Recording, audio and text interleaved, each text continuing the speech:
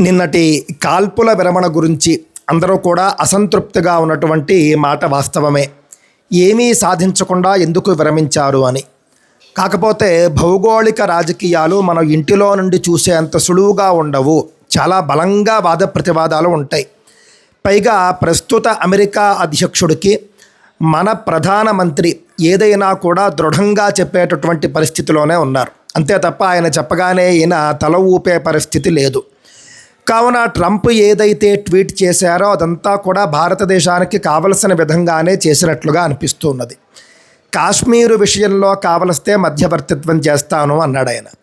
అంటే ఏ కాశ్మీరు? పాకిస్తాన్ ఆక్రమిత కాశ్మీర్. అది నేటి ప్రధానమంత్రి వ్యాఖ్యలలో మనకు అర్థమవుతూ ఉన్నది. పాకిస్తాన్తో రెండే అంశాల్లో చర్చలు ఉంటాయి.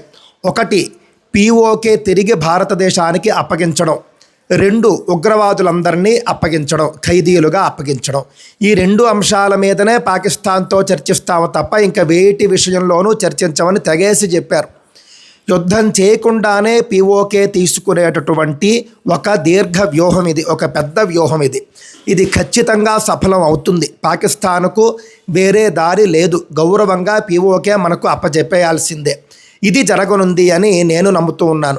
అంతేకాదు, పాకిస్తాన్ వైపు నుండి తుపాకీ తూటా పేలినా సరే భారతదేశం వైపు నుండి క్షిపణి ప్రయోగించబడుతుంది అని కూడా మోదీ చెప్పినట్లుగా మనకు తెలుస్తూ ఉన్నది. ఇదండి తాజాగా జరిగినటువంటి భౌగోళిక పరిణామాలు. చాలా అద్భుతంగా ఉన్నాయి. వేచి చూద్దాం.